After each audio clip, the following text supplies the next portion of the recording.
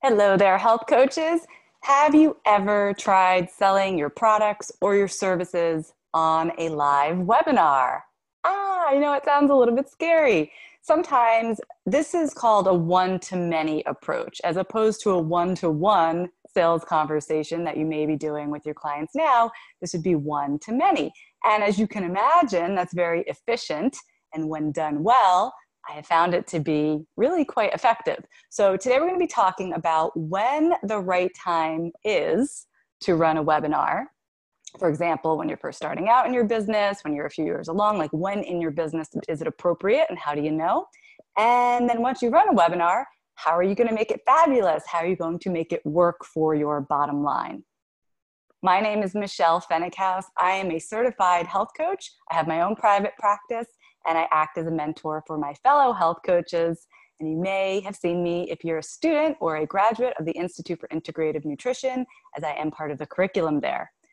Okay, if you're here with me live, go ahead and give a like if you are interested in or if you are already running webinars. I would love to hear what your experience has been around these. And I'm happy to take your questions in just a moment. So go ahead and put those in the comments now, and I'll have time at the end to go over those.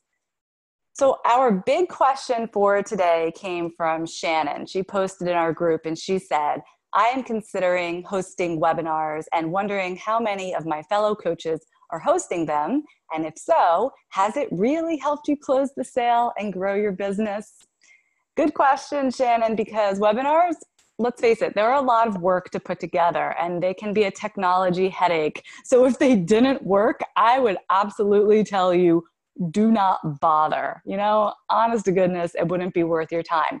But like I said, I have found webinars to actually work really well for selling. So I'll tell you a story. A couple of years ago, I held a webinar because I wanted to fill my practice with more one-on-one clients.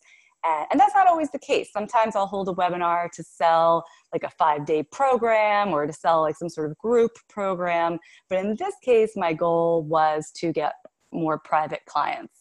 So I put together a webinar and I believe it was called How My Clients Lose Weight and Keep It Off. So that must have been pretty compelling because people signed up for it. I wouldn't even say I really knew what I was doing, in terms of like picking the best title or the best topic. I just picked a topic that I knew my target market, my audience was interested in. So I held this webinar and I directed those who are watching to go to a URL where they could apply. This was at the end. I said, you can go here to apply to work with me. The webinar itself really gave away the special sauce of like exactly what I do with my clients.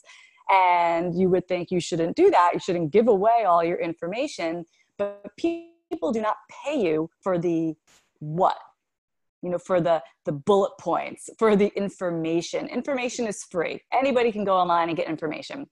They're watching your webinar, they're getting free information. That's fine. They're going to pay you for the how, for the implementation. So the webinar taught them basically what I do with clients. And then it was like, if you would like to do this with me and get the results that my clients get, go here and fill out this application. And I got a lot of people, headed over to the application. It was great. I actually gave them a general idea of how much the price was going to be. I didn't give an exact dollar figure, but I wanted them to know it was going to be a significant investment. So don't bother applying. If you think this is going to be, $50 or $100, I think the packages were like $1,500. So those who applied knew that, so they were pre-qualified in that way. I went through and chose the applicants that I thought would make a really good client and got on the phone with them at that point. Scheduled like a 15-minute call to connect one-on-one and closed nearly 100% of the calls that I had and just boom, boom, boom, filled up my client roster. So that's just one example of how I've used webinars successfully, but I thought that's one that you could all kind of relate to because not everybody is running a group program, but almost all of us are selling one-on-one coaching packages. So that's one way of how I've had really good success. Now, in general, it seems what I have learned through the years is that if you're selling something at a low price point, like $99 or $25 or whatever it is. You're selling like an ebook or a 5-day something or other. You don't have to do a webinar. You may be able to just send a series of emails to your list. You may be able to do something like a 5-day challenge. And at the end of that, you could sell something that's at a lower price point. So in that case, a webinar wouldn't be essential. However, if you're selling a higher priced item, a higher ticket item, like private coaching, or even a group program that's like $2,000 to join or whatever it is, anything above like that $1,000 mark seems to sell best using either a private one-on-one sales call. And I know we don't like to talk about it that way, a sales call, but that's what it is, you guys. If you're doing a health history or if you're doing a consultation, I mean, what you're really doing is having a sales conversation. So anyway, let's just call a spade a spade. You're going to have to sell your high ticket items either with a sales conversation that's one-on-one or a sales conversation that is one-to-many via webinar. And that seems to hold true kind of across the board with online marketing. Sort of depending on the price point of what you're selling is how you determine the method for selling it. Makes sense, right? So is this the right thing for you? We have a lot of new coaches in our group, and what I don't like to see is someone who's just starting out. Maybe they have a list of like 60 of their friends, family members, and 10 people that they met at the farmer's market last week or whatever. And then they'll go through the process of putting together a webinar, getting people to sign up for the webinar, and it's like 2 people signed up and only 1 of them came, and it feels like such a bummer. We don't want that to happen to you. It's really, it's not effective. You know, it's just not going to be effective for you. It's going to feel bad. So what I think is that if your mailing list is, let's say, in that like 100, maybe even 200, 300, like on that smaller side, I wouldn't do webinars yet.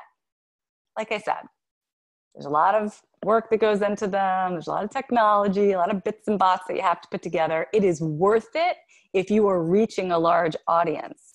But just like off the top of my head, don't hold me to these statistics, but anything that I offer to my list, and I think this is true pretty much across the board for anybody, I offer a webinar, I offer some free download, whatever it is. You know, only a certain percentage are going to take me up on it. So let's say that your list is 1,000 people. And let's say, I want to do easy math here. Let's say 10% signed up for your webinar, which would be crazy. Like 10% signing up for your webinar would be a very, very high number. So that would be 100 people sign up for the webinar. Usually only a third of them actually show up. So that would be like 30 people actually attend your webinar, which is fine. And then again, only a percentage of those who show up or watch the replay, which of course not everybody's going to watch the replay if they missed the live event, but some will. So let's say 10% of those who actually watched or were there for the webinar take you up on the offer that you're making. That would be 3 people, right? So it's a little bit of a numbers game. And I encourage you to wait to do the big webinars until you have a larger audience, okay? However, if you're already there, then what are you waiting for? Because this is a really great tool. Here's a mistake. I have a lot of things to say about this, but I want to just say this right now. A mistake that people make is also holding a webinar and then waiting maybe 3 months and then like holding a completely different webinar and then waiting 3 months, 4 months and doing it again, like picking a new topic, doing a whole new webinar for their audience. And that is so much work and not advised. I did that for many years. I was always trying to reinvent the wheel for the same group of people, essentially the same group of people, right? My mailing list changes a little bit, but more or less it's the same group that would be seeing what I was putting out there. So what I have now learned, and I can't believe what a difference it makes, is it's more beneficial to take one webinar, offer it to a group of people, then learn from what worked, make it better, and do it again for a different group of people, or maybe there'll be some of the same people. So one way that you could do that is to segment your list. Maybe the first time around, you only do your webinar for like a half of your list, and then you make it better. and then you offer it to the second half of your list, So that's one way to do it. Another way to do it would be like, if you're running Facebook ads, you could run Facebook ads and get a whole new audience to sign up for your webinar. But by doing the same thing again and again and iterating on it, you will have better results. You'll come up with a webinar that converts, as opposed to all of these different webinars that may or may not convert very well. So we talked about where you need to be in your business if a webinar is viable for you. Now, what if you're thinking, yeah, fat chance, Michelle, I do not have 1,000 people on my mailing list. I don't even have 500 people. Don't sweat it, because I have something for you. If your list is on the small side, I want you to go to healthcoachpower.com/double, because I have a free training there that will teach you how to double and eventually triple and quadruple your mailing list very quickly. So again, that URL is healthcoachpower.com/double. Okay, I want to go through some of the details now for what you actually need to do in order to host an effective webinar. And we're not going to be able to go through all of it right now. I do go through this in detail and provide like the whole technology setup for using Zoom to host your webinar, all of that stuff, plus the done-for-you email templates inside my course, Healthy Profit University. Okay, so it's like a whole thing. We're not going to get into all of it right now, but these are the most important bits. And let me know if you have any questions if you're here with me live.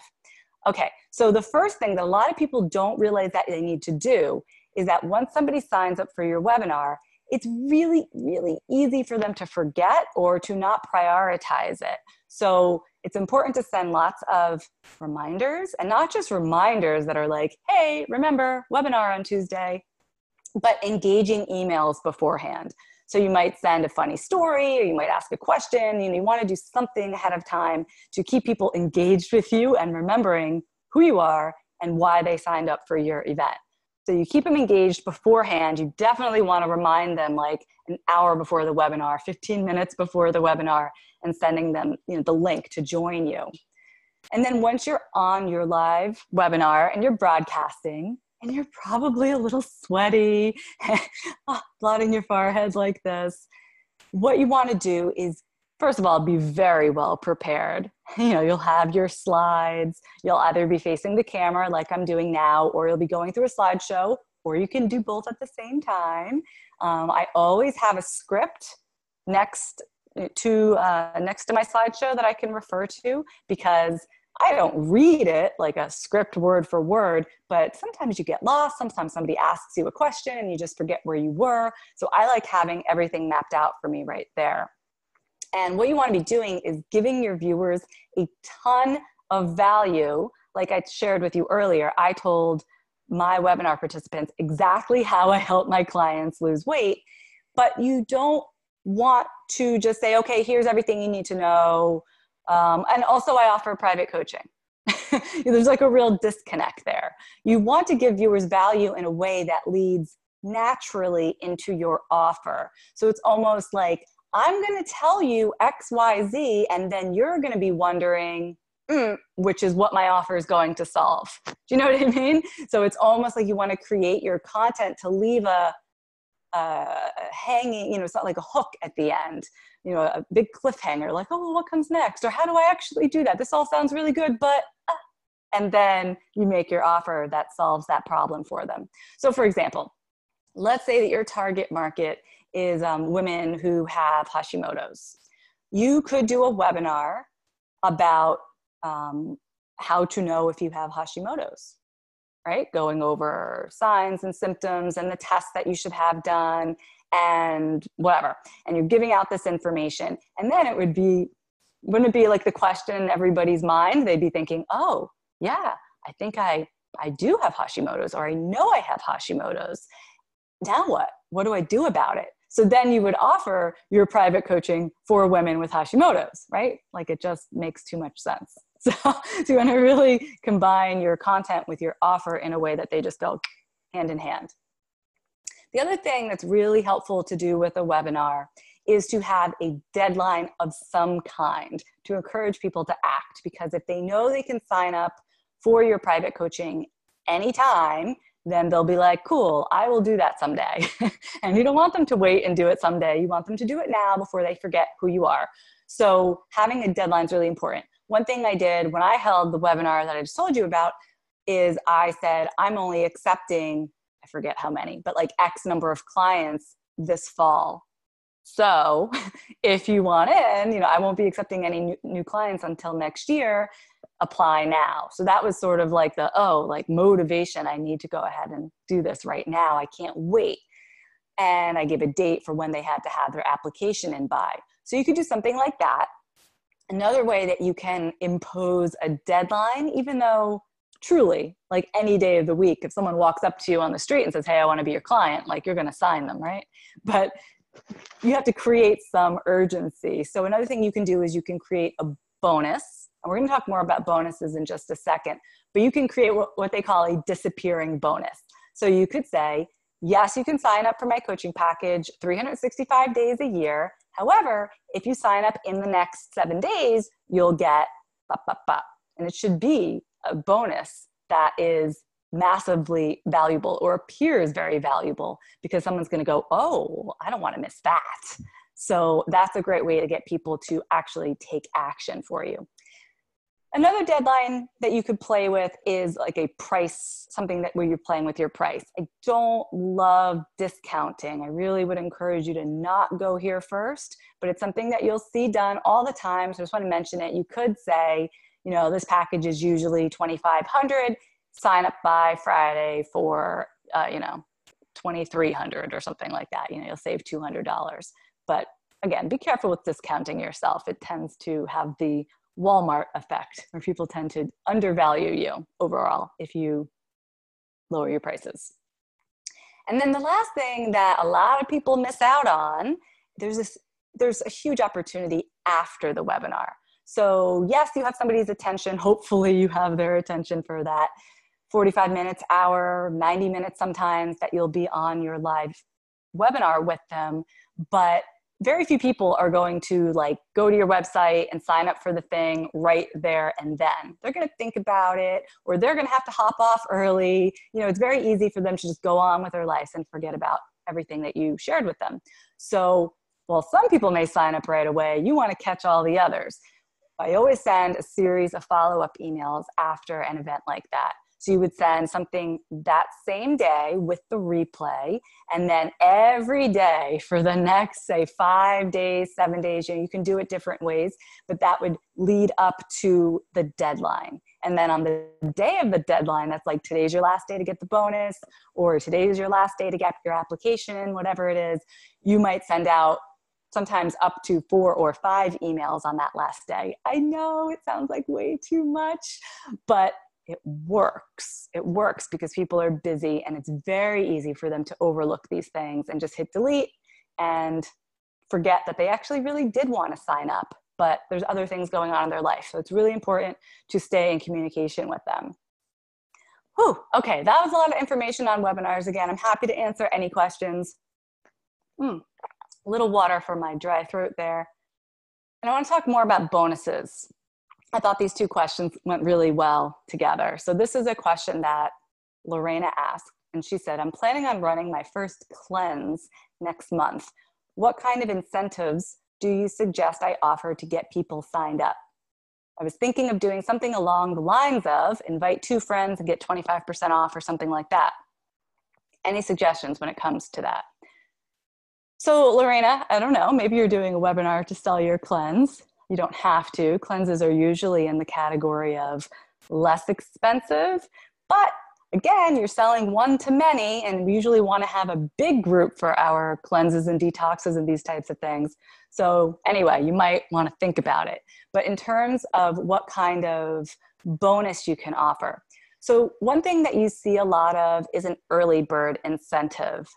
It's nice from a business point of view, because if you're putting together a group program, there's a lot of work that goes into that. Wouldn't you feel better knowing that you have a group instead of waiting until the very last moment to find out that only one person signed up? I mean, I hope that doesn't happen to you, but these things do happen. So I always like knowing, yes, I have a group, like 10 people signed up today, so I know I have a group running. poof, I can just put it out of my mind that I may have to, cancel or reschedule or whatever. So an early bird can work really beautifully for that.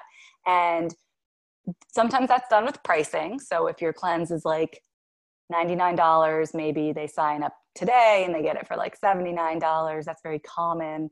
You can also do an early bird with a bonus. So sign up today, sign up by whatever date, and you'll get such and such bonus. You just have to remember that this is a bonus that not everybody in your group is going to have. So it can't be something that is like part and parcel to your program. If everybody needs recipes, then you can't make the recipes a bonus for the early bird. Make sense?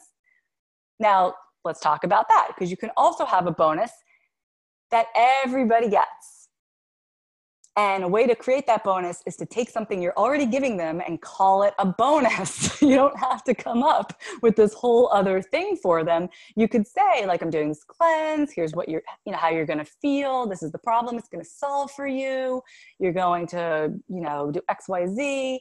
And as a bonus, you'll get this cookbook with a set of suggested meals for the week. I mean, really, you were going to give that to everybody anyway, but everyone loves to get a bonus. It increases the perceived value of what they're getting. Ooh, bonus. Oh, that's exciting. So there's a little bit of psychology behind this. It's why you see bonuses offered the way that they are. So take something you're already doing, call it a bonus. Everybody gets it. And just in general, when you're trying to come up with what these bonuses should be, particularly if you are adding something extra, they usually come in one of three flavors. One would be more access or more personal support. So a bonus that I've seen coaches do, in fact, I have done this myself, is offer a bonus of a one-on-one session with you if it's like a group program. And that can be really nice because you can use it as a sales conversation, potentially, to turn someone into a private client. But anyway, they are perceiving it as a one-on-one session with you to review what's gone on in this group program and decide what their next steps should be. So I've seen a lot of coaches do that with some great success there. So that would be an example of giving somebody more access or more access to you or more support as a bonus. Another type of bonus flavor is get it done faster. So trying to think of an example here, something that you can get done faster. Let's say that it's a group that you're running that's going to help moms feed their family on a budget. Maybe get it done faster is a bonus that has like a bunch of meal plans already created for them. Okay. Actually, that starts to fall into the other category, which is done for you. But anyway, something that you can give them that would make their progress go faster could be a bonus. And then a category or a flavor of bonus would be done for you. Something that is literally like, here, I'm giving you this thing that you can use. So now you don't have to create it yourself. Anyway, so those are all ideas for bonuses. And Lorena, your idea of invite 2 friends and get 25% off, that's a little complicated in my mind, but maybe it's like bring a friend for free. Just really simple, would be a really great way to get more people involved potentially, and that may work if that's your goal, to get more people involved. If your goal is to simply sign more people up early, then think about an early bird price. And if your goal is to just create huge value for whatever price point you're putting out there, then consider the more access, more support, get it done faster, or done for you type bonuses. Whew, so much to say today, you guys. And it is like the week before Christmas as we are recording. Who knew that I had so much to say about webinars the week before Christmas? Okay, we've got a question here from Elena, and I hope I'm pronouncing your name correctly. Elena? I think it's Elena. She says, has anyone had a client who decided to stop working with you around the halfway mark? This happened to me today, and I'm struggling in how to respond. This person signed on for a 12-week one-on-one program, paid in full. In my agreement, I included what types of topics we would review, which also consisted of a market tour, shopping trip, and meal prep session. She was enthusiastic and seemed to be on board. Then it became apparent to me that she had no experience cooking. We scheduled a meal prep session, which ended up turning into a shopping trip because the food wasn't ready for me in advance, and the following week, which could have been another prep session, she canceled. I have sent her recipes from That Clean Life, the most simple and easy that I could find. I also gave her other options for healthy takeout, food delivery, smarter dining in her neighborhood, etc. I think she signed on expecting me to be there for her more in person, to do the work for her week after week. And this was never part of my offering. All of my session notes and recaps were hardly looked at. Has this ever happened to anybody here? I'm still relatively new to coaching. It's been a super stressful experience. Can't help feeling a bit defeated. All right, Elena, this happens to all of us. Absolutely. I mean, it may be a slightly different scenario, but we can have a client who's just not clicking with us for whatever reason. And it might be that something else is going on in their life. It might be that they got a wrong impression of what your program is going to be all about. And, I think we could also consider, maybe we are, I don't want to say doing something wrong, but maybe we have come across a certain way that put them off. Maybe we're pushing too hard. I mean, I know this is where our head tends to go anyway when we doubt ourselves, but I like to leave the door open for all of these possibilities because it is a great big learning experience. So I'm thinking right now of a client that I had, and I felt like she didn't like me. I mean, she showed up for the session. She did reschedule a lot. When I asked her for a food diary, most people send me a pretty detailed list. She scribbled like sandwich on a piece of paper, took a picture of it, and sent me the picture. Like that was her food diary. So I could tell pretty early on that she was not a good fit for me. And what I would kind of like look back on and tell myself is, I should have said something. I should have let her know that it didn't feel like a fit. I could have quit her instead of the other way around because it made me feel very anxious talking with her. I was constantly doubting myself, in the weeks that we did spend together. And then ultimately she did quit anyway. So anyway, I think it's good to look back on all the different things that may have been going on there and ask. You don't want to get negative feedback, but negative feedback can really, really help you. Maybe this person would say, I thought this was more of a meal prep service. Now, is she right? No, I'm sure you didn't tell her it was going to be a meal prep service. However, maybe she didn't read. People don't read. And if that's the case, then you may want to change something about how you talk about your program so that it's super duper clear exactly what your program is and isn't. So I would say, don't feel bad, but use it as a learning experience and ask for the feedback so you can make decisions moving forward. All right, good luck, Elena. And thank you for sharing that with us because, again, it has happened to all of us and nobody should feel bad and want to hide and never work with a client again just because it didn't go well. All right, you guys, it is 3:30, so we're going to end here. Thank you so much for joining me. I know that many of you amazing health coaches are watching, you're listening, you're joining our Facebook group. And from the feedback that I get, the show has become a great resource for you. So if that's the case, please go to iTunes on your computer and leave a rating and written review for the show. Thank you so much for being here. Keep asking great questions, and I'll see you next week.